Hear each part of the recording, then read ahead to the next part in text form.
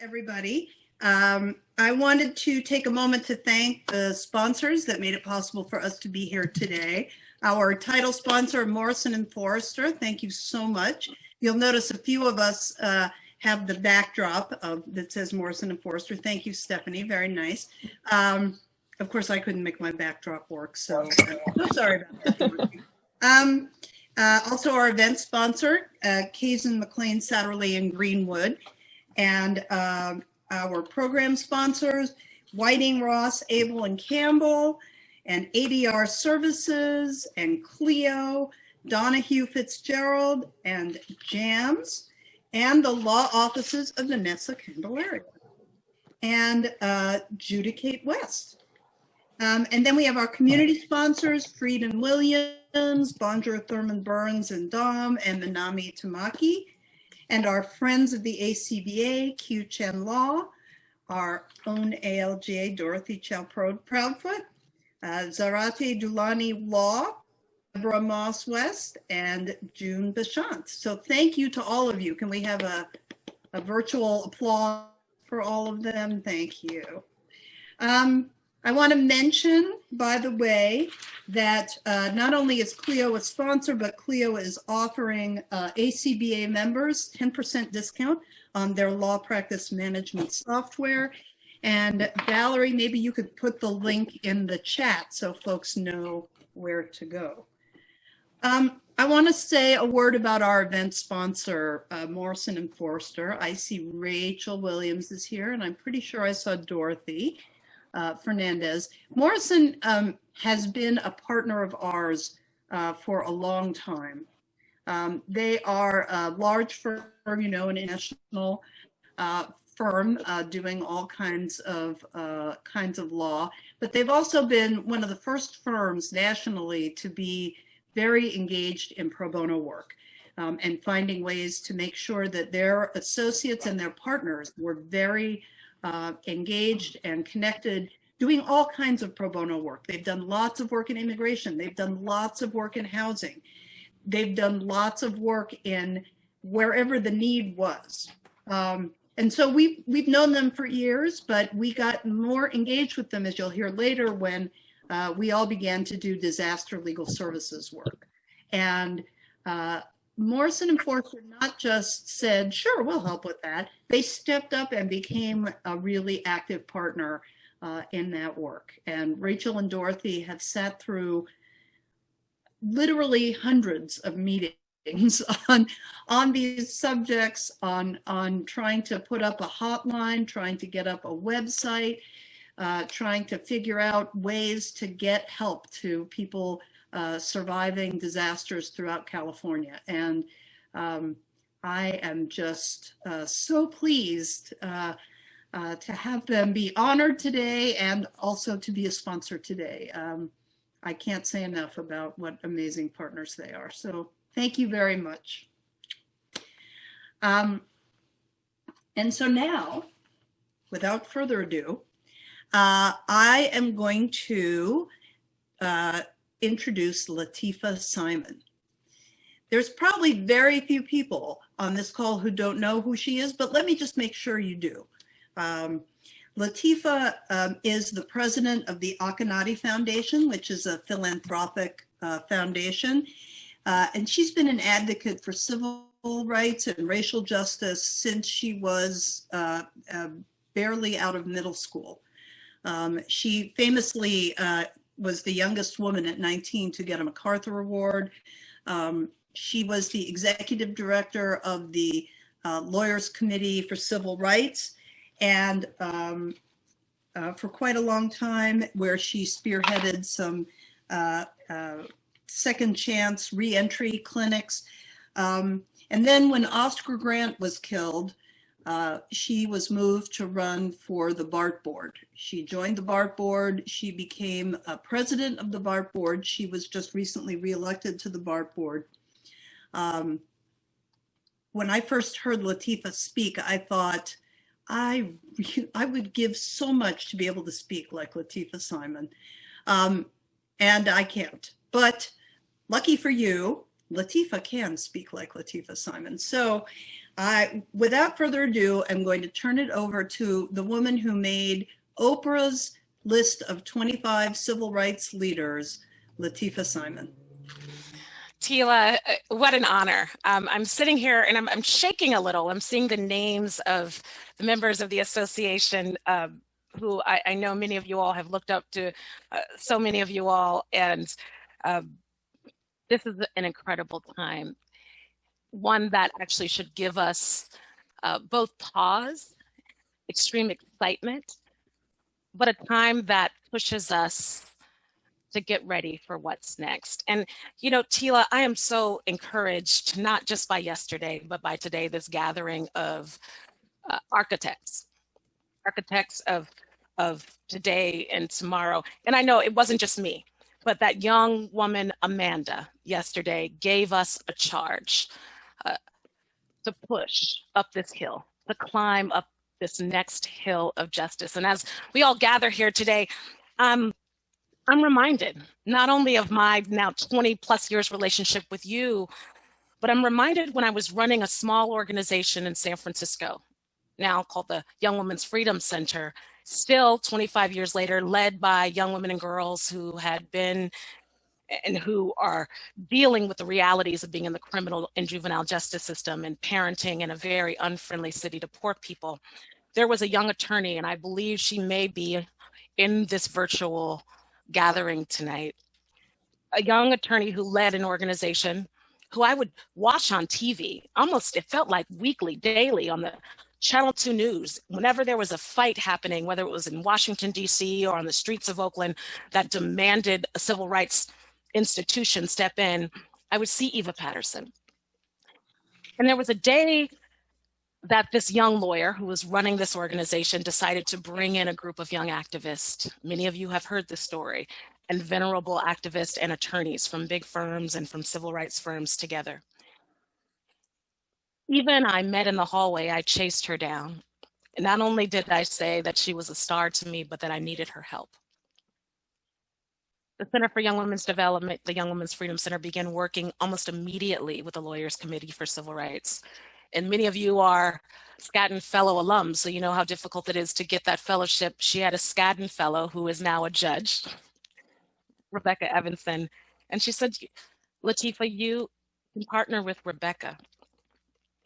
Rebecca came into the Lawyers Committee for Civil Rights to do welfare work, welfare law, welfare support work for folks who were facing prosecution for welfare fraud, and she wanted to do great things, but she was brought over to an organization run by girls who had spent much of their teenage years in cages.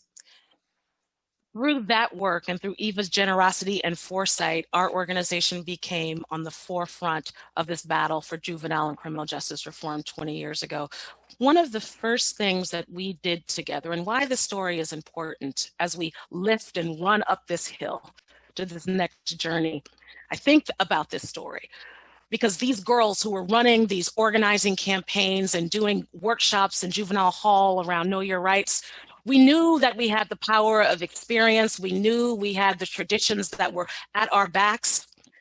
But what was required to move real justice wasn't just the story, wasn't just the righteousness. This nonprofit organization that was comprised of young women who wanted to see something different. We lacked tools. We didn't lack resiliency, but we lacked the component of the architecture that would help us win. Rebecca Evanson began coming into juvenile hall with us and sharing the stories that young women and girls who were arrested and incarcerated, mostly for drug crimes at the time, the ones who came in pregnant, there were no placements for them. She quickly learned that these girls, when they were giving birth, while incarcerated, taken to Highland Hospital to give birth, that they were shackled. We knew this, and we had considered this as just a norm of what it meant to be poor, young, and in a cage. Our first campaign win, because we were partnering with the Lawyers Committee and some of the firms that are on the call today, 13 girls literally from the hood who ran this organization, law firms and the Lawyers Committee for Civil Rights stopped that practice. And it was then, Tila, that I understood the ecosystem required to move justice. We went on to win many campaigns. When we learned that juvenile hall, and this is in the early 2000s in San Francisco, was placing young queer kids alone in solitary. We won that campaign to stop that practice, and you all helped us fire the ombudsman. Tila, there were thousands of calls I feel like I've fielded to you over the years of young families being evicted, young families facing incarceration, both through INS and the criminal system. Well, the hope is not just because we have a new administration, but in this moment in time, many of you have been working for decades together with groups on the ground and with this bar association and with civil rights organizations for an opportunity to organize and move both in the courts and on the streets in a different way. Well, those protest chants, many of them that you all have been a part of writing, those talking points, those aspirations, they are now becoming policy. And groups on the ground, families, individuals who seek this new form of justice, we have an opportunity.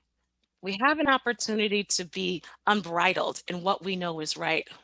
My hope is as you move through tonight, you imagine, and this is not hyperbole, you all know, especially the attorneys who have fought some of these asylum cases and have freed families, you know families who, when they hear sirens, they go under the bed at night hoping that law enforcement won't take them away. You know that there are families, regardless of the moratorium on evictions, are facing being homeless tomorrow. You know that the disparities in housing, the disparities in what's happening with education, displacement in our community, these are real realities that are facing families.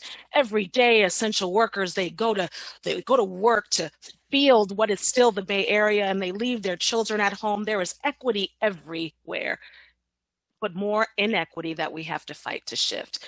My hope is that we understand that while we had a beautiful moment, the inauguration, and I worked under Kamala D. Harris for 5 years, and she is one of my dearest mentors. But Kamala told me this long time ago, politicians are not prophets, and they alone don't heal communities.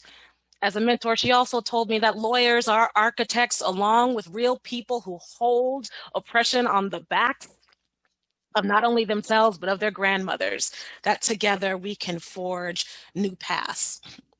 I want us to push harder. There's a young man in the Bay Area. His name is Reverend Michael McBride. And I don't know if you know him, but he reminds us, many of us, as our young Martin.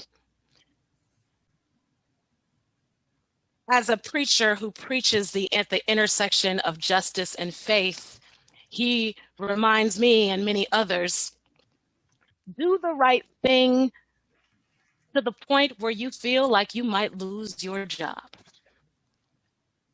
Push the boundaries of what is acceptable to what is deeply right. That we must move past a dream for equity and move closer to a reality of justice where little Black children are not just living, but they are celebrated.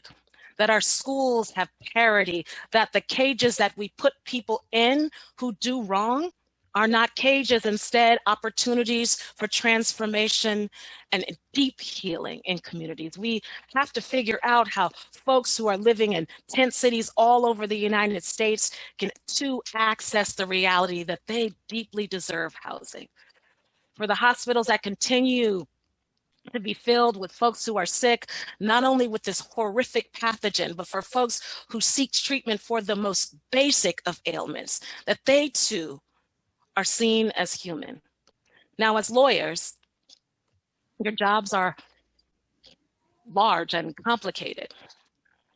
But I end with this. As a non-attorney who ran a civil rights law firm, as a young woman who was a teen mom, as a person who was brought into this community as, again, part of an infrastructure and institution to help move along this thing that we call justice, Not only do I believe in the power of the law, I've sent my own baby, my firstborn baby, on this journey. Tila and Eva and my other friends, you'll be happy to know that Amina, my firstborn, is in the top 5 of her class as a 1L at Howard University. I too want her to join what my mother would say, a coven of change makers. Be magic. Be magic. Justice, we haven't seen it. We haven't felt it. We don't know what it looks like. So to be people of faith, of magic, we can work together. Not only together, we can push harder so that those children that I spoke of are not just thought of as existing, but they are celebrated. That's what liberation looks like. Thank you so much for having me. I can't imagine being in a better place tonight. Thank you for your work. Wow. Latifa, that of course was amazing. And I am so grateful to you for those words. I have to say that I hope that we all are able to do what is deeply right and to be magic. What a better charge for this year than those words. I have chills. Thank you. All right. So now it's my pleasure to introduce Pamela Ross to you. Before I do, I want to ask you to do something that I hope you will undo later, but to turn off your cameras. As I learned from Kathy Ongiri, who's an amazing lawyer and leader, but she also happens to know a lot about Zoom, this is a good time. If you turn off your cameras, it will make sure that you have better reception, just because right now your Wi-Fi is trying to carry 139 pictures to you. So having said that, let me turn you over to Pamela Ross, who is our president-elect, or she will be as soon as she gets sworn in. Pamela is the founder and principal in All for the Family Legal Clinic, which is a fabulous organization that provides family law assistance and sometimes landlord-tenant work to those who are who cannot afford the full fares that some people charge. She really does amazing work, and she's quite a groundbreaker in the legal world. So without further ado, Pamela. We are proud of the continued involvement and participation of many of the past presidents of the ACBA. Thank you for your leadership and continued support. We are also grateful for the support of the judiciary. Welcome to all of the judges in attendance. Let's give the past presidents and judges a Zoom-style round of applause. And now I'd like to introduce Alameda County Superior Court Presiding Judge Tara DeSatels. Judge DeSatels was appointed to the Alameda County Superior Court in 2010. She has presided over criminal, juvenile, civil, and family law cases. Prior to becoming a judge, Judge DeSatels spent 8 years at the Alameda County District Attorney's Office and then was an attorney at the firm of Pillsbury, Winthrop, Shaw, Pittman. She has served as a judicial liaison to the Women Lawyers of Alameda County and on the California Judges Association Criminal Law Legislative Committee. Judge DeSatels? It is with great pleasure that I introduce to all of you the 2021 directors of the Alameda County Bar Association. Now, one by one before you, you will see President Vincent Tong of Tong Law, President-elect Pamela Ross Jr. of All for the Family Legal Clinic, Vice President Alice Cheng of the law offices of Vanessa Candelaria, and the directors, Yen Chow of Donahue Fitzgerald, H. Glenn Kim of the Alameda County District Attorney's Office, Joanna Nieves of the Nieves Law Firm, Autumn Payne of Payne Criminal Defense, Peter Shelton of Peter Shelton Law, Kristen Smith of Wood, Smith, Henning, and Berman, Byron Toma of Bart, Vince Brown of the Oakland City Attorney's Office, and serving ex officio, Barristers Chair James Cook of the law offices of John L. Burris. Now, on behalf of the members of the Alameda County Bar Association, I will now administer to all of you the oath of office. Please raise your right hand, and at the conclusion of the oath, please respond by saying, "I do." Do all of you solemnly swear that you acknowledge and accept the trust placed in you as a leader of the legal profession and of the Alameda County Bar Association, that you will discharge your office as required by the articles and the bylaws of this association, that in performing your duties, you will strive to serve the best interest of the members of this association and of the legal profession, that you will seek to improve the administration of justice, that in all of your professional and bar activities, you will be ever mindful of the integrity and dignity of this profession and of the responsibility which has been conferred upon you by your peers, and that you will faithfully execute to the best of your ability these duties of trust. I do. I will. I do. I do. I do. I do. I do. I do. I do. Congratulations, congratulations to our new 2021 board of the Alameda County Bar Association. Yay. It has been an honor to serve as the 2020 ACBA president. I began the year with a call for community and a reminder that you are the ACBA, our members. You are what make us such a vibrant and unique organization.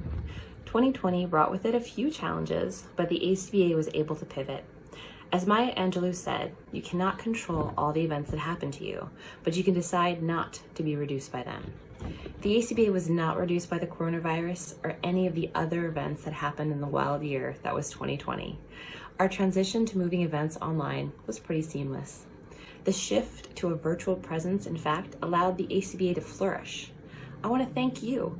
Through your continued participation and membership, ACBA was able to produce 92 MCLEs, countless socials including trivia and board game nights. ACBA held true to its mission to promote diversity and social justice and presented 13 events in our Racial Equity Justice Series. In fact, we were rewarded for our hard work by receiving the Warrior for Social Justice Award from the Charles Houston Bar Association. 2020 brought out the best in our board, and I am so proud of their work. I am especially grateful to our peerless staff. ACBA staff are remarkable. Staff put in countless hours to work to support our new online presence.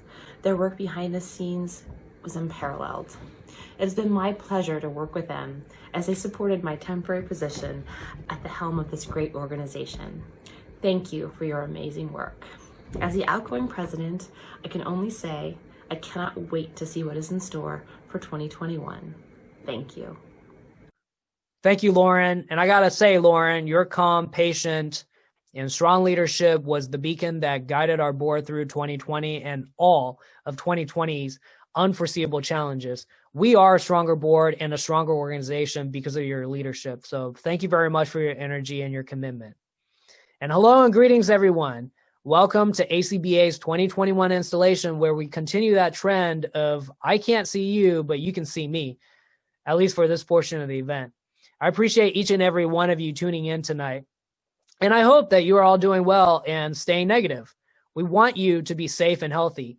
This is why all ACBA programming since March of last year have been virtual. The pivot to remote programming would not have been possible or conducted as smooth and seamlessly without the support of ACBA staff. Thank you, Tila. Thank you, Hadassah. And a grand thank you to all ACBA staff, Audience members, please join me. Open up your chat. Let's show some love for all ACBA staff. We have an incredible year ahead of us. I am dedicating 2021 to the theme of technology, equity, community. One thing that the last 10 months has shown us is that technology is here to stay and our profession is not exempted. We must embrace technology as an instrument to help us better serve our clients, as well as to communicate and work more effectively and efficiently. And as we lean more on technology, the divide created between those with access to technology and those without deepens, increasing the equity gap. This is a real challenge that we must address. And in 2021, we double down on our mission and goal of working towards equity. We are developing programming, expanding education, and augmenting the provision of legal services so that we continue to effectuate our goals of promoting excellence in the legal profession and facilitating equal access to justice. This year, we will continue working and partnering with local and affinity bar associations, which many of our members are active in and serve in leadership with. We are organizing part 2 of our highly successful programming series focused on racial justice.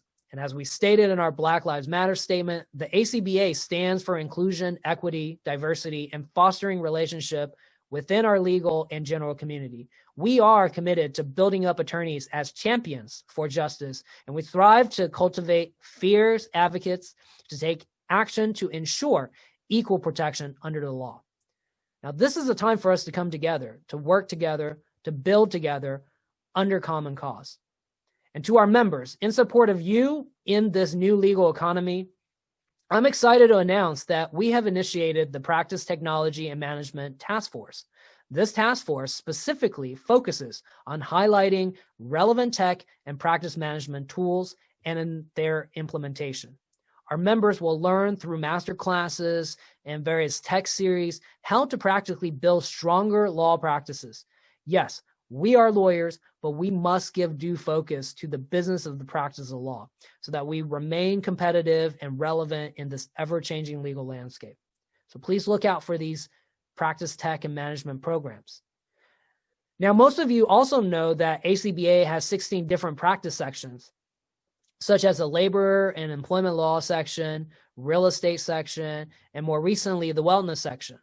Each section is spearheaded by an executive committee of dedicated members who plan and organize section programs and social events.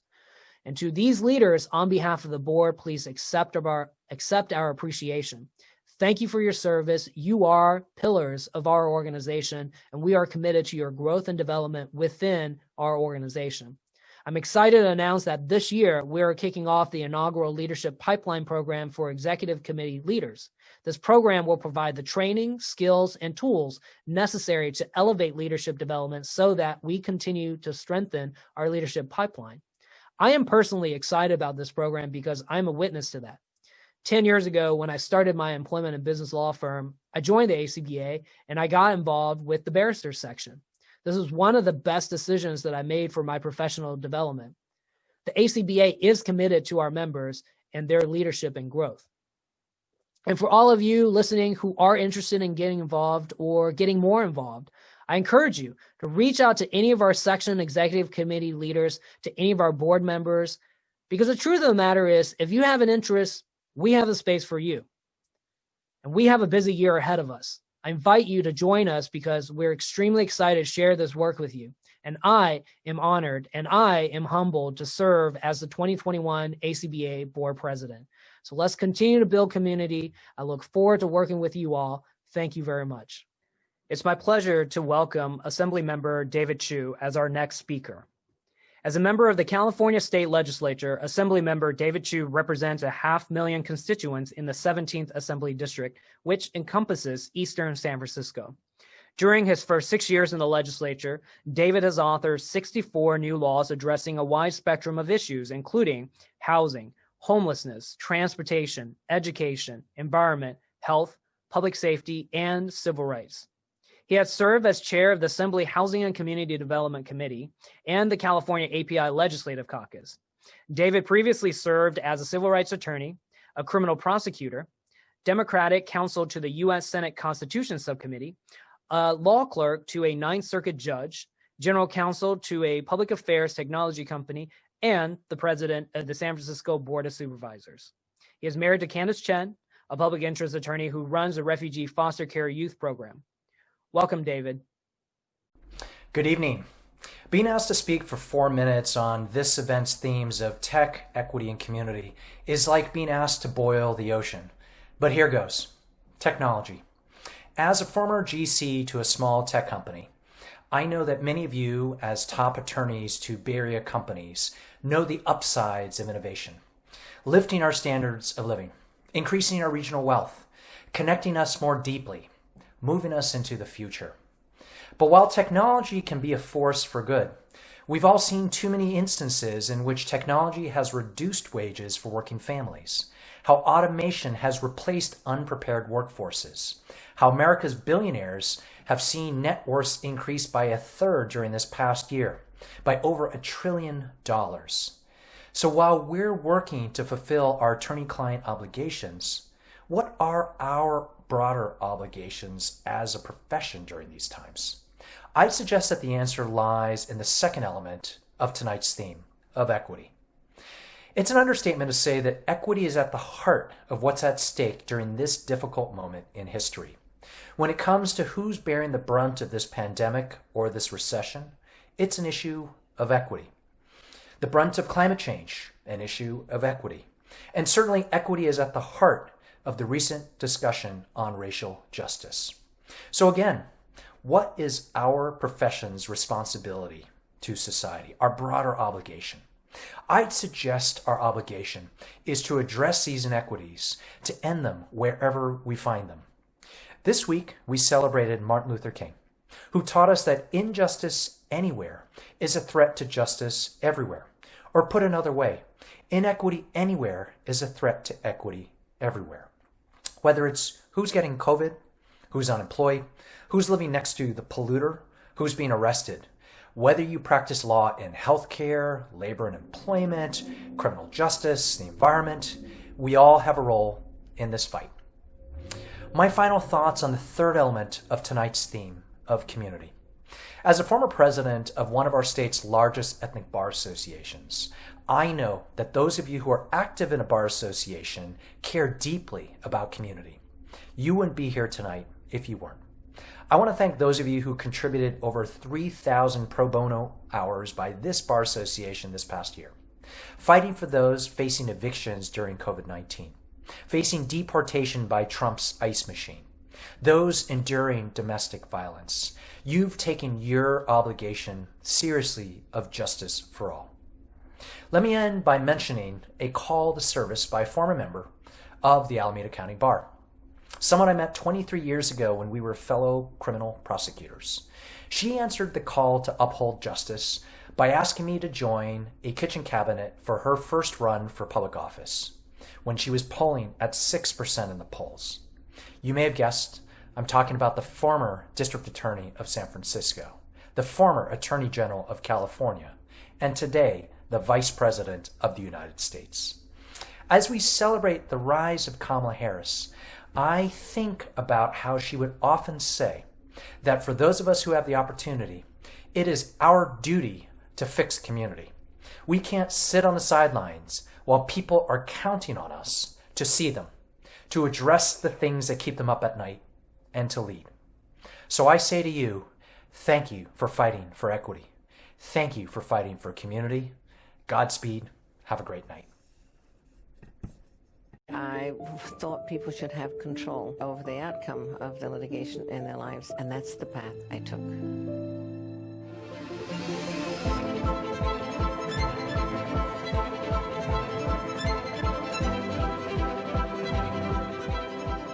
ADR Services has changed the industry for the better. We make technology a driver of resolution.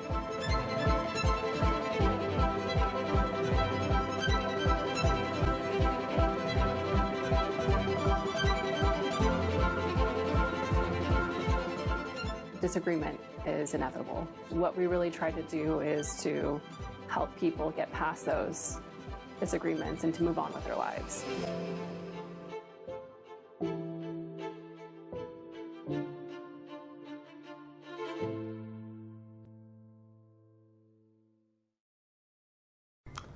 Good evening, everyone. This is Steve Kazin from Kazin, McLean, Satterley, and Greenwood. On behalf of everyone at our firm, I'm happy to welcome you to this evening's dinner event.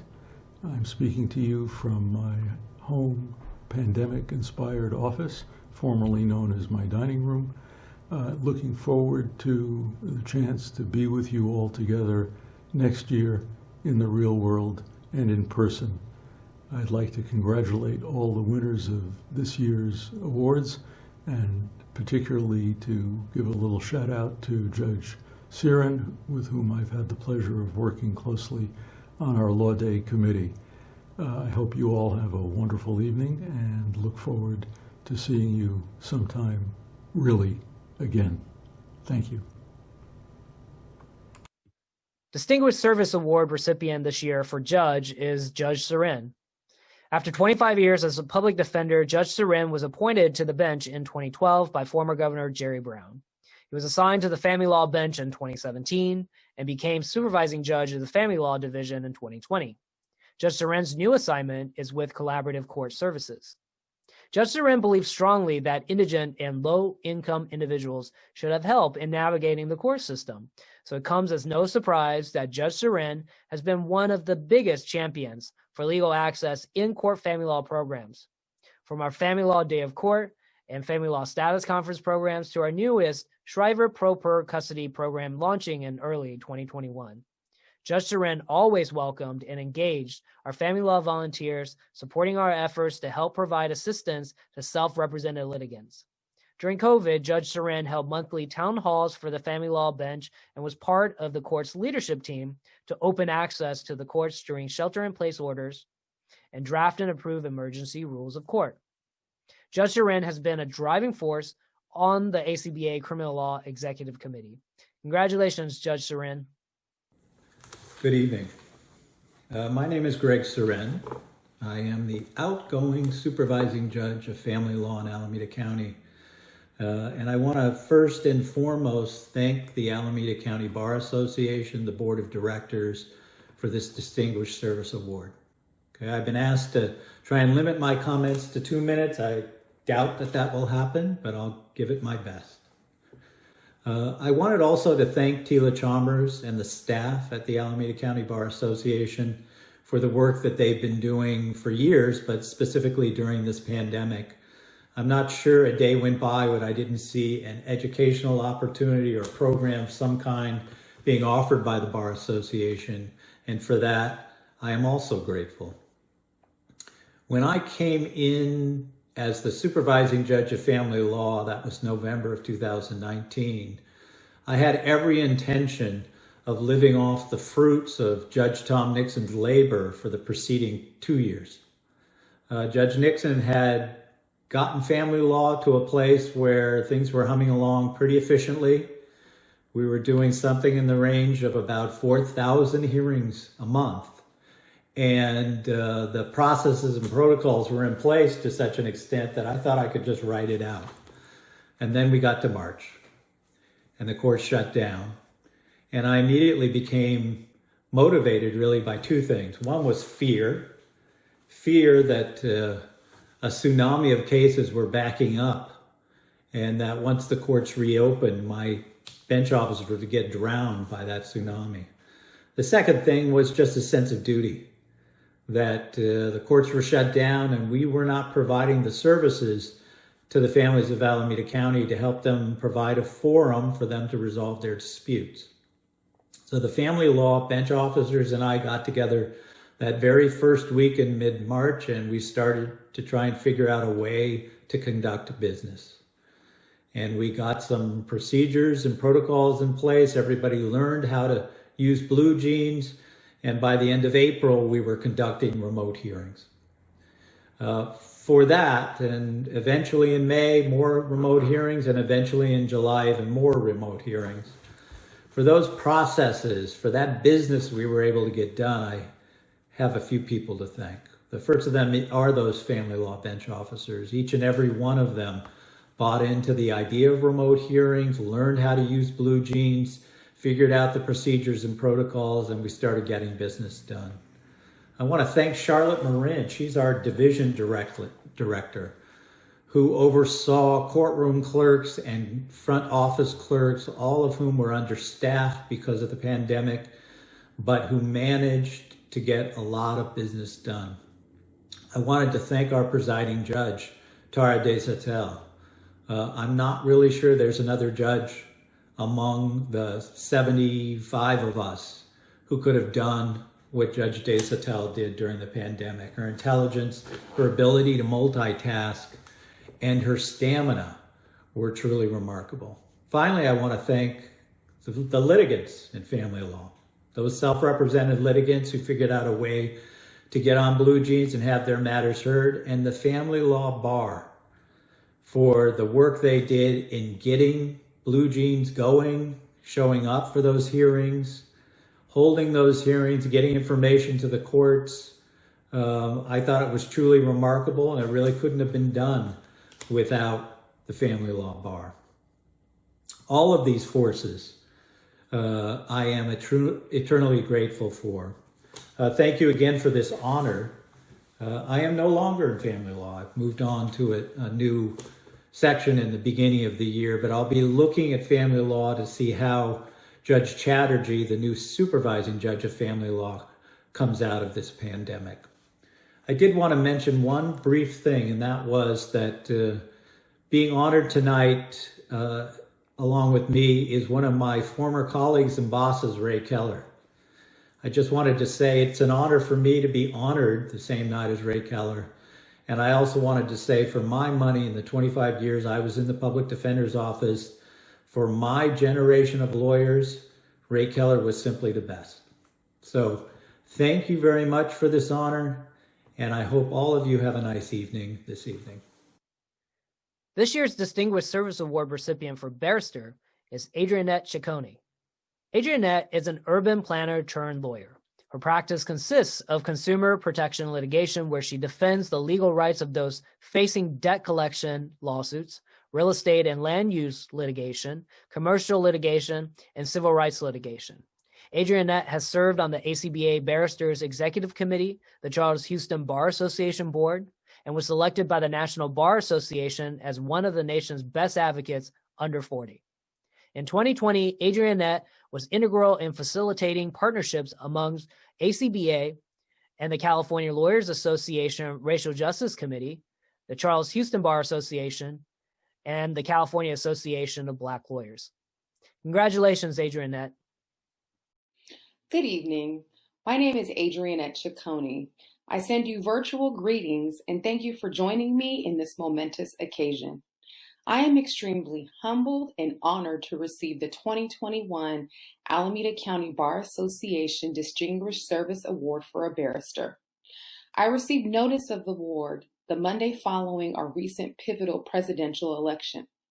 This honor reminded me of ACBA's commitment to promoting voting rights through the town hall we put on this election cycle, where I was able to have Justice Eileen Moore as a speaker who shared the history and importance of the Black vote.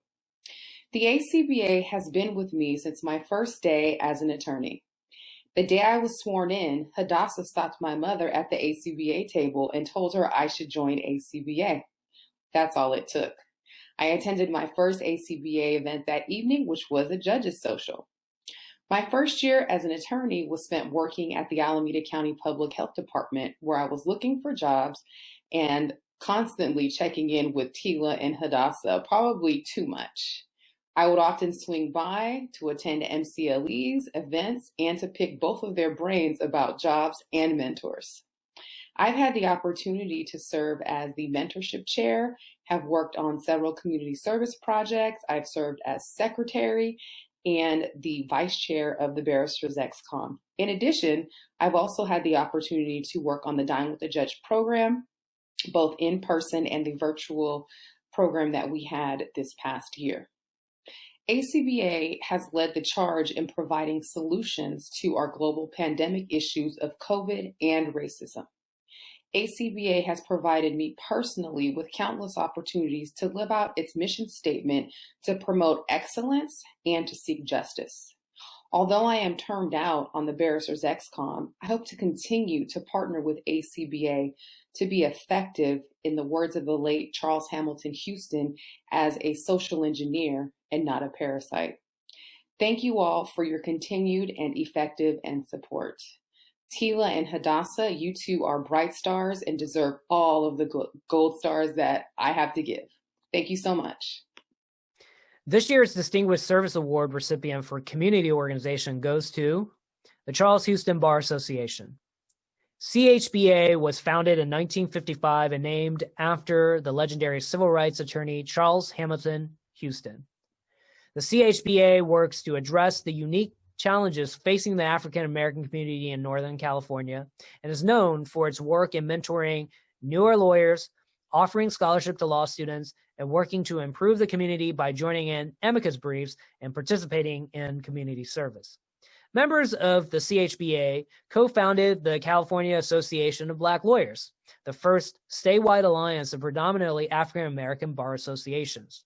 The organization's efforts have earned multi-year recognition from the National Bar Association as one of its most outstanding affiliates. The ACBA has had ties to CHBA for many years, but those ties deepened considerably in 2020. After the killing of George Floyd, the ACBA joined the Charles Houston Bar Association and with this statewide counterpart, the California Association of Black Lawyers, to produce a series of programs on racial justice. CHBA played a critical leadership role in responding quickly to issues of racial justice and identifying and recruiting speakers with deep knowledge in these areas. This past year, the Charles Houston Bar Association celebrated its 65th year.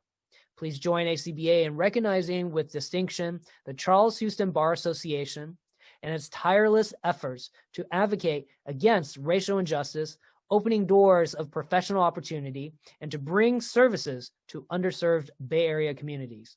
Congratulations, Charles Houston Bar Association. Good evening. I humbly accept this award on behalf of the 2020 Executive Board of the Charles Houston Bar Association. We are very proud to receive this esteemed honor and would like to thank the ACBA for their partnership in this fight for racial equality. We are still in the fight of our lives.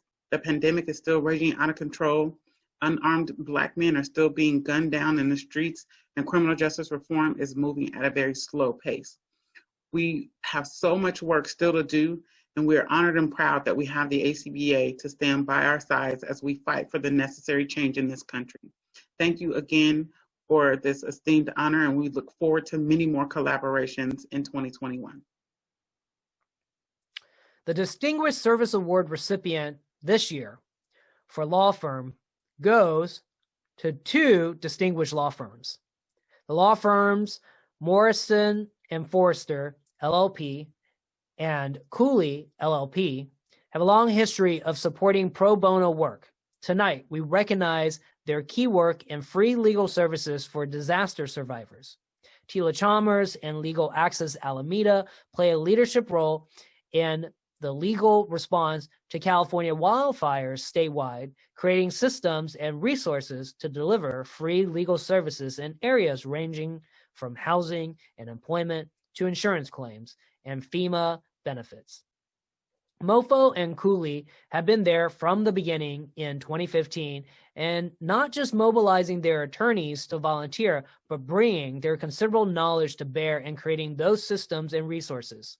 Mofo created a 100-page manual for lawyers and the public summarizing the law and resources available for the 2007 wildfire in San Diego. Mofo subsequently committed to researching and reprinting this Helping Hands manual for every major wildfire in California, an enormous and time-consuming commitment. Cooley stepped in to coordinate clinic design, creating and staffing FEMA appeals clinics, and building a toolkit for other communities to use for these much-needed clinics. Congratulations, Morrison Forrester, and congratulations, Cooley. Good evening. I'm Dorothy Fernandez, and I'm one of the pro bono counsel at Morrison & Forrester. My colleague Rachel Williams and I help oversee our pro bono efforts in the San Francisco Bay Area and across Northern California. I speak for both of us when I say that, on behalf of Morrison & Forrester, we're honored to accept the 2021 Distinguished Service Award, along with our co-honoree, the Cooley firm. Many of our attorneys have volunteered with the Bar Association, and our deepest commitment has been in connection with its phenomenal disaster response work. Our firm has a long tradition of providing pro bono support to disaster survivors. It started in the aftermath of 9/11 when we created our first Helping Handbook. The Helping Handbook is a comprehensive guide for survivors, individuals, and small businesses. Sadly, in recent years, we've had to update the handbook several times in connection with the devastating wildfires in California. Each handbook is a huge effort requiring nearly round-the-clock time from dozens of our attorneys and staff to create a detailed and user-friendly handbook. Topics vary from issues such as insurance coverage, FEMA assistance, and housing, and we try to publish the handbooks in just a matter of days. Our background in this area made it natural for us to step up when TILA was looking for volunteers to cooperate in a disaster collaboration. And of course, it's hard to say no to TILA. TILA and Sharon Nim, who was at the State Bar at the time, had a vision to bring together private law firms, legal services organizations, and bar associations to create a team of volunteers that could rapidly and effectively respond to the legal needs of disaster survivors. TILA's tireless work created the Disaster Legal Assistance Collaborative. Not only is DLAC effective and helpful for Northern California, it serves as a model for efforts in Southern California and around the country as other legal services organizations strive to provide disaster response, including in connection with the recent pandemic. The circle of pro bono attorneys who do this type of work has been greatly expanded by this collaborative effort. Not only has this provided a meaningful way for attorneys to give back to their communities, it's also provided a great services to communities in need. TILA and her team have developed and really improved disaster legal resources for disaster survivors. Morrison & Foerster is proud to be part of this effort, and we are very thankful for the Bar Association's dedication of staff and resources to help meet otherwise unmet legal needs. Hello. Thank you for having me this evening. And on behalf of all my colleagues here at Cooley, thank you so much for this honor. It's particularly lovely to be recognized with Dorothy Fernandez and Rachel Williams from Morrison & Foerster, with whom I've collaborated for so many years in so many different arenas. It's such a privilege to support the work of Legal Access Alameda, and in particular to work with TILA, the amazing staff, and the broader legal aid community here in Northern California on disaster preparedness and response. We well know here in this region that it is not a question of whether a disaster might occur, but when the next disaster will happen, what challenges it will bring, and who will be most affected. And we know also that certainly among those most affected will be those who already rely on the services of the legal aid community, those who are most vulnerable. And so we're really proud to be part of this coalition that is working together, constantly preparing and innovating to make sure that we're ready when the day comes again, and we can be there together to support our neighbors and our communities when the many legal needs arise in the wake of a disaster. So thank you so much to TILA and Legal Access Alameda for the wonderful leadership in this area and for bringing us together as a community across organizations, across sectors of the bar, to prepare in advance and be ready to respond. And I would say that especially in these uncertain times, it's a particular privilege and even a comfort to be a part of such a committed legal services and pro bono community. We stand by to work together with you on whatever comes our way next. Thank you.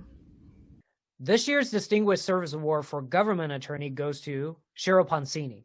Cheryl has been a member of the ACBA for more than 40 years, and in that time has had a lasting impact. She has been an active member of the ACBA Criminal Law Section and the former Senior Counsel Section, and was the co-founder and chair of the ACBA Public Entity Law Section and the ACBA Wellness Section. Cheryl regularly helps organize MCLE programs and serves as a presenter for elder abuse and public law topics. Cheryl joined the ACBA Board of Directors in 2011 and was board president in 2019. Her attention to detail and ability to dive deep into a topic served the ACBA well during our strategic planning sessions in 2013. Cheryl also joined the Legal Access Alameda Board of Directors and has been active in helping meet fundraising goals. Congratulations, Cheryl. Good evening. It is an honor to be selected for the 2021 ACBA Government Attorney Distinguished Service Award. My career as an attorney began in 1975. To put that year in context, a first-class postage stamp cost 10 cents. Bill Gates was 19 years old. Jerry Brown was in his first term as California governor, and Gerald Ford was the President of the United States. I, on the other hand, was a research law clerk, and then upon passing the California bar, a research attorney for the California Court of Appeal for 2 years. That led to my becoming a deputy district attorney here in Alameda County for over 43 years. I initially chose to work in government because in 1975, I believed a woman would receive fairer treatment if she worked for a government agency than if she worked in private practice. But it has been because of my interest in and dedication to the work I do that I've remained a government attorney all these years. I can honestly say that no 2 days have ever been the same, and it has been and continues to be personally fulfilling to make a positive difference in a case or in the community I serve. Using my law degree to help others in our community was a major reason for my joining ACBA shortly after I joined the DA's office. Over the years, I have served in various capacities for ACBA, as well as for Legal Access Alameda, whether on boards, on committees, or volunteering at clinics. As our community and country continue to experience a difficult and challenging time on so many levels, it is important that we work to help others, whether by working in government, in the private sector, or by volunteering. Thank you again for this honor. This year's Distinguished Service Award recipient for attorney is Ray Keller. After 32 years as a public defender, Ray retired from the Alameda County Public Defender's Office and promptly began serving on the court-appointed Attorney Program's Advisory Committee. Ray has served on the committee for the last 7 years. Most recently, Ray has served as the chair of the committee, and Ray is currently finishing his final term on the committee. Over the years, Ray has selflessly given countless hours of his time to the ACBA, both to the committee and to the staff. On the committee, Ray was always willing to offer his invaluable institutional knowledge about the court and our justice partners to help the ACBA successfully administer the court-appointed attorney program. As chair, he encouraged and promoted a respectful exchange of thoughts and ideas. Ray always had strong ideas and opinions, but was also open to differing views and was not afraid to change his mind. Congratulations, Ray. Thank you, Vincent, and thank you to the ACBA for this award. After passing the bar back in 1982, I made a beeline straight to the Alameda County Public Defender's Office. Since the first time I read Map v. Ohio, that was all I wanted to do. I spent the next 30 plus years there, and in retrospect, for me, I truly cannot imagine a better career in the law. In 20 years of active litigation, the work pushed all the right buttons. The idealism of representing the disenfranchised, the adrenaline junkie for the trials and contested hearings, and the ability to, on a daily basis, questioned authority. After 20 years, I moved into management and tried to answer some of those questions. But the greatest thing about those 30 years was the opportunity to work with and be surrounded by the most incredible group of professionals I knew. We shared the lows, we celebrated the highs, and I always felt a sense of family and collaboration. So that was my background when I joined the advisory committee of the Court-Appointed Attorneys Program. The advisory committee is a group of 11 attorneys who meet monthly and address issues of expense requests by individual CAP lawyers, policy matters affecting the program, and occasionally matters of discipline. Under the extremely capable coordination of Executive Director Andrea Zambrano and the assistance of Sarah Brooks, we worked through a lengthy agenda. We don't always agree and oftentimes disagree, and there are many lively debates on how issues or cases should be handled. But Andrea and the program have consistently managed to assemble a committee of lawyers at the top of their game, conscientious and dedicated. The decisions that came out of the committee, while not always popular, were thoughtful and deliberate. It is a testament to the program, to the ACBA, and to the broader criminal defense community that such an institution exists. It has been an honor to participate and an honor to accept this award on their behalf. Thank you. JAMS has played an active role in the evolution of ADR over the past 40 plus years and is continually striving to meet the needs of the industry. JAMS prides itself on being the industry leader in dispute resolution. We strive to set the standard for professionalism, expertise, facilities, and client service. Our JAMS neutrals are adept at managing the resolution process, whether they are conducting an in-person or a virtual hearing.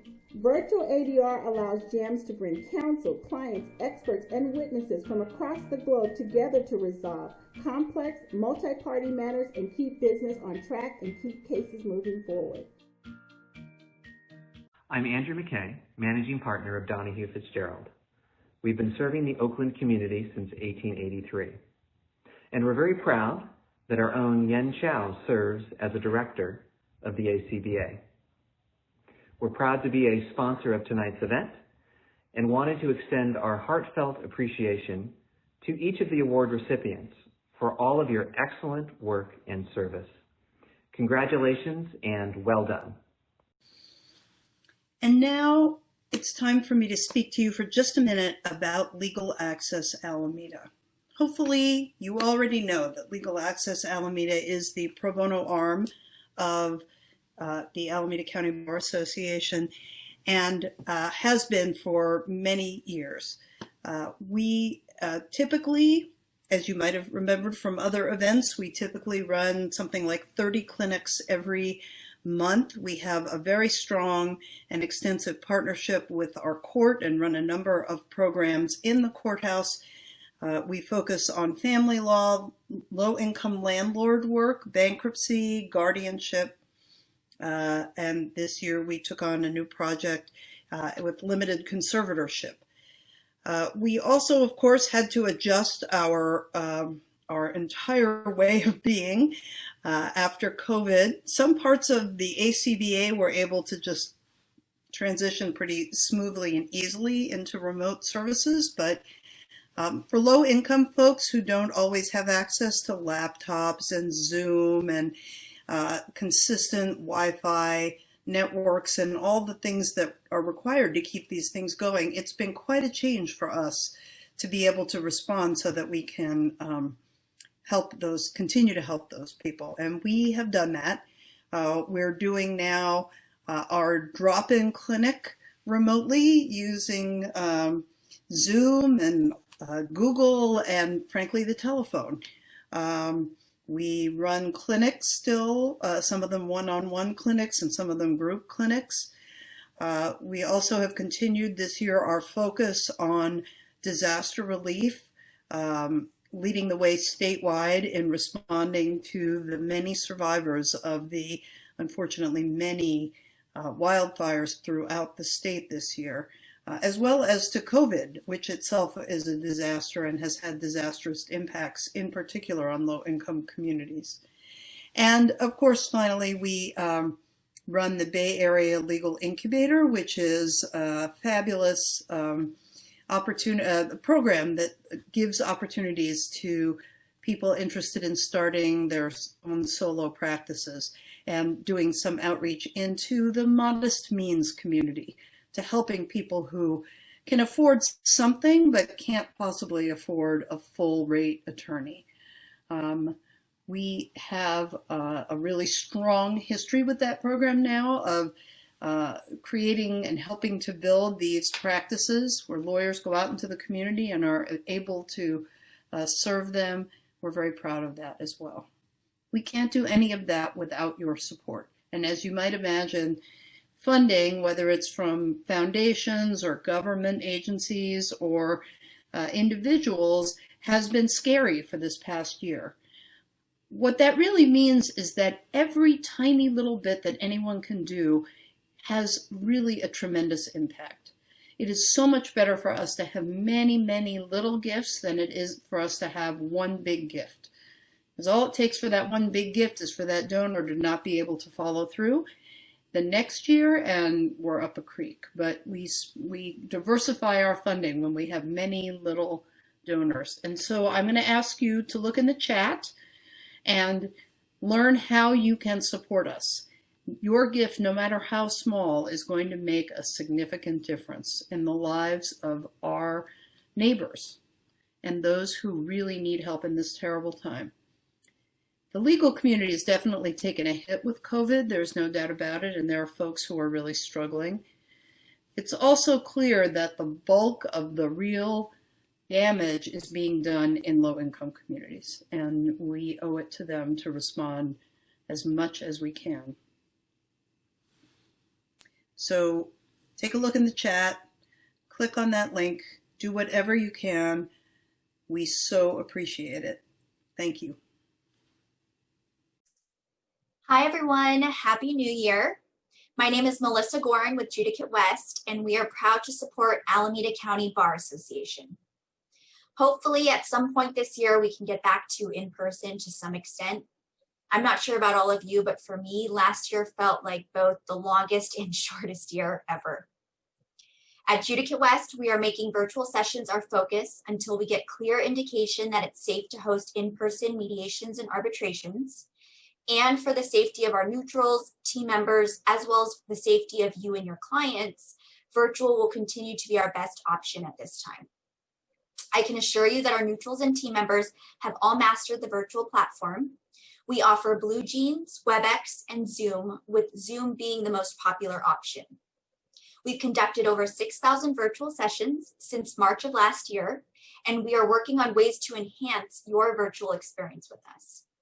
We've recently begun offering Grubhub credits to each party on all full-day cases as a small gesture, since we're unable to host you in our offices as we would like, and we plan to expand this even further in the near future.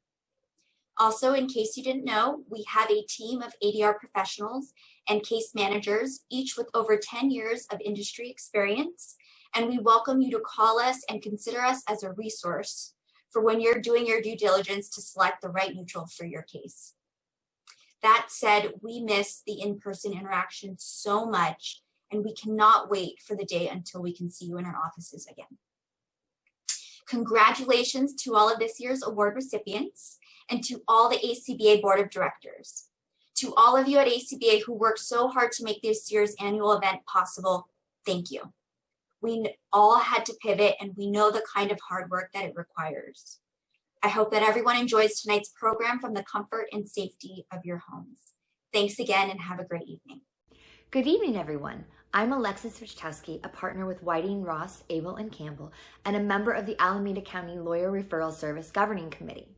Tonight, I want to congratulate our Distinguished Service Award recipients, especially Judge Serin, the supervising judge of the Alameda County Family Law Division. He worked tirelessly this past year to make sure that the Family Law Division ran smoothly and efficiently in the face of the ever-changing landscape of this global pandemic, and he went out of his way to keep the Family Law Bar informed. We couldn't have made it without his leadership, and we're so glad that he's being honored here tonight. I also want to thank the outgoing board of directors for their leadership during the past year and to welcome and congratulate the incoming board of directors. 2020 was quite a year, and I look forward to 2021 with all of you. Thank you.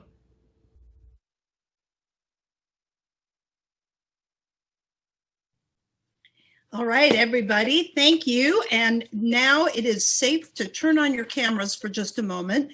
So let's do that. Much as we like your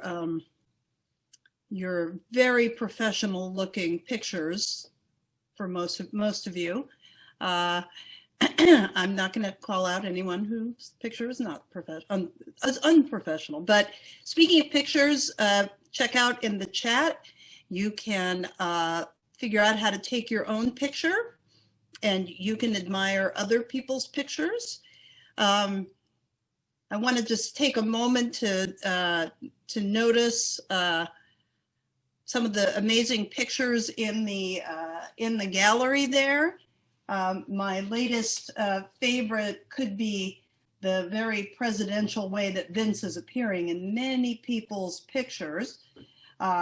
You'll notice Adrianette in particular is has a lot of company, let's just say. So check it out, add your own pictures, and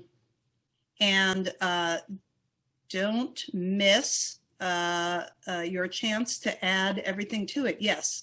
Also, don't forget Valerie's daughter, Claire, who is a star, and Joanna Nieves' daughter, Victory, who is currently starring on your screen. If you don't see her, look through the pages because you don't want to miss it. I see Jean is also posted. Okay, there's a dog and another dog, maybe? Yes. It's important to have as many people with their, not to equate pets and babies, but it's really a lovely thing. Yes, don't miss the Bernie, your chance to bring Bernie into your picture. With his mittens, looking suitably grumpy. Oh, Rebecca has a child, I see. Excellent, excellent. And welcome. It's terrific to have young people here. Oh, Judge Weiss, that is a very cute dog. Very nice, yes, excellent. See, now, just think, if we were live together, we would be able to appreciate each other, but we wouldn't see Pamela Ross's cat, Judge Weiss's dog, and we certainly wouldn't see babies. So, listen, before we go to our next moment, Vince, could you just meet me in the other room for just a second? I'm sure everybody can wait. Yeah. Okay. We'll be back. Yeah. You guys are okay waiting, right? Because yeah, I figure you're all fine, but Vince and I have a tradition that we do at every event. If you've been to one of our events before, you know, we admire each other's clothes, and so we try to exchange them. So we've just swapped clothes. I don't know when Vince. Oh, there he is. See. And you know, we wear the same size, more or less. So what can I say? Okay. So it's really hard to move from that to a serious note, but I want to introduce Alice Cheng, who will in turn introduce our last speaker, the amazing Eva Patterson.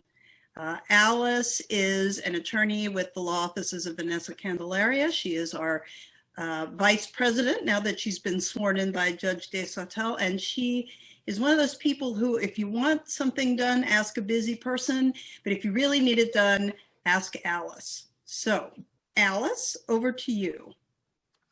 Thank you, Tila. That's very kind of you to say, but I'm working hopefully on this year on learning how to say no more often, but we'll see. Now, civil rights attorney attorney Eva Jefferson Patterson is co-founder and president of the Equal Justice Society and recently co-chaired the Yes on Proposition 16 campaign, a movement to restore affirmative action in California and to eliminate discrimination in state contracts, hiring, and college admissions. She is co-chair of the California Civil Rights Committee, or Coalition rather, CCRC, which she co-founded and previously chaired for 18 years. Eva was also previously the executive director of the Lawyers Committee for Civil Rights of the San Francisco Bay Area, as we heard earlier. As a 20-year-old student leader at a time of turmoil, Eva Patterson was catapulted into the national spotlight when she debated then Vice President Spiro Agnew on live television. Dubbed the peaceful warrior for fostering nonviolent protests in the aftermath of the 1970 shooting of student demonstrators at Kent State University, she was named one of Mademoiselle's 10 Young Women of the Year, featured on the covers of Jet and Ebony magazines, and called to testify before Congress. It is my honor this evening to introduce our final speaker of the evening, Eva Patterson. Eva? Hello, I see people going, yay, Alice, so I will say that as well. And I'm scrolling through, seeing lots of familiar faces, so I'm really happy to be here. I need to say, though, and don't freak out, Alameda County Bar Association, that the remarks I'm going to make now are totally mine and are not attributable to the Alameda County Bar Association. I see people going, oh, no, what you going to say? When all through my life, I've wondered how people survived during World War II. 4 years in America, longer for Jewish people in Europe and Britain, British people. And I just wondered how they could survive. But I realized yesterday that we just went through something really similar. This is the first time my shoulders have been down from around my ears since June 16th, 2015, when Trump glided down that escalator. Think of what we have been through in the last 5 years. The day after he was elected, Dylan Roof went into Mother Emanuel Church and killed 9 Black people who invited him into prayer. You may also recall that the people who arrested him took him to Burger King before they took him to jail. You know, if that had been a Black person going into a church killing white people, he would not have been taken to Burger King. He probably never would have made it to the jail alive. And juxtapose that treatment with what we saw on January 6th at the Capitol, people being escorted away, selfies being taken, people being taken down and helped down the stairs of the Capitol. So we have lived through hell since June 16th, 2015, which happens to be my birthday, so it's stuck in my mind. Think of Latino children in cages. Think of COVID-19 being called the China flu. Think of all the things we've seen. There are good people on both sides at Charlottesville. People with guns and nooses and Confederate flags allowed to just waltz into the Capitol. You know, if that had been a crowd of Black and brown people, they probably would have dropped a bomb on the Capitol. So I see some people out there who were my students, and you know that I could talk for a long time. I'm a magna cum laude graduate of the Fidel Castro School of Public Speaking. So 5 minutes, it's like, what? So I've trimmed and trimmed and trimmed. I wanted to tell you all kinds of things like the deal that Holly and then I went at 5. Hello. The deal to steal the election that Senators Hawley and Cruz cooked up was modeled on the Hayes-Tilden Compromise from the 1870s, which ended Reconstruction and took the federal presence out of the South.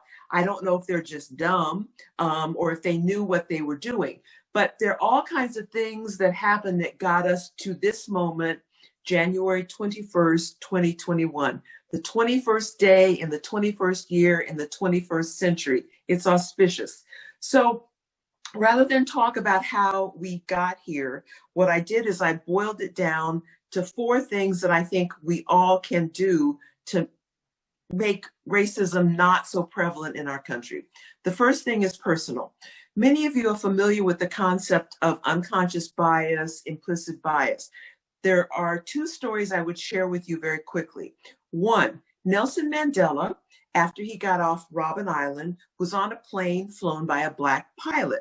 When he saw that the pilot was Black, he completely freaked out, thinking that the pilot would not be competent. Then he stopped himself and he went, whoa, I have totally internalized this negative view of Black people. So if Nelson Mandela has internalized this view, I'm sure all of us have internalized negative views or stereotypical views of Latinos, Asian Americans, Native Americans, Black folks. So we just need to own it and not feel guilty, but just really look within ourselves to make sure that our stereotypes about various racial and ethnic groups are not influencing our decisions. There's a study that was done where they, and many of you have heard this already, they had a legal memo. There were 7 errors in each memo: syntax, reasoning, spelling. They told half of the group that the memo was written by a white person. They told the other half that the memo was written by a Black person. The group that was told the memo was written by a Black person found more errors. I don't have time to go into it, but when I heard that, I went, wow, I wonder if I do that. All of us need to think about how profoundly stereotypes impact our decision-making. Personal. Okay, let's take this to the friends and family level. I was talking with a friend of mine from high school. I come from a military family and we settled in Southern Illinois. She told me that 2 people from our town went to the January 6th insurrection in the Capitol. So many of us are probably 2 mouse clicks away from white supremacists, people who are bigots and the like. And so we need to speak out. You don't want to just jam somebody, because if you jam them up, they're not going to listen. But if you hear racist comments being made, you must speak out. I remember when I entered college in 1967, I supported the war, but I was talked to by advocates. I listened to Bobby Kennedy, and I gradually turned against the war. But when I went to college, I said, the president supports the war, and we must do what the president says. So there are some people who we can get to. There's some we can't. We can't get to the Proud Boys, the Boogaloo Boys, forget them. But there are people probably close to you who you can have a conversation with and talk about racism. The next level is the level of policy, the level of chipping away at structural racism. Although we may not be able to change the hearts and minds of everybody, there has been legislation passed, Title VII, the Civil Rights Act, the Voting Rights Act, things that have changed policies so we don't have to change everybody's hearts and minds. We now have a chance with the new administration, and I'm a Democrat. I guess I'm on my private time right now because that might endanger our nonprofit status. But in any event, we now have a chance to make some changes. Think of everything that went down yesterday. The Muslim ban is gone. We're back at the Paris Accords. There are many, many positive things that can happen, but it doesn't just happen in government. Our own organizations can do things to limit structural racism. If you have people of color in your organization, listen to them. There may be things that you're doing to perpetuate structural racism that you're not even aware of. So be open to it. Maybe if you're the head of an organization, have a policy where somebody can report to somebody else and tell you so people will feel comfortable, but you need to listen to people of color. Some of you are involved in corporations that do things that are not totally progressive racially. Speak up, speak up. The last thing I'll say, because I'm a kumbaya type of a person, is this. I have been going crazy, as most of us have, since the election. We knew Trump was going to do something. He had the nuclear codes. And then some of our worst fears were realized on January 6th. Armed people went into the Capitol. They were looking for our friend Nancy Pelosi. God knows what they would have done with her. They were going to hang Mike Pence. So our worst fears came true. So I'm always wanting to do something. I've got to do something. But what I've realized is that there are people in Congress who care as much as we do who are on it. I don't know if you followed Cori Bush from Ferguson. She's on it. I know I don't need to worry about anything because she's more militant than me, and she's there. But what I was told by my therapist / spiritual advisor is join with other people in prayer. You may not be able to stop Trump, but the energy, and this is me, I'm a left coast new age person, but prayer actually can help. So those of you who are people of faith, let's just keep the faith. We can make things better. We just celebrated Dr. King on Monday. He was a man of faith. So on the personal level, on the friendship level, on the policy level, on the spiritual level, we can do something to fight racism. I had a much longer speech prepared, but I decided I wouldn't dishonor my invitation.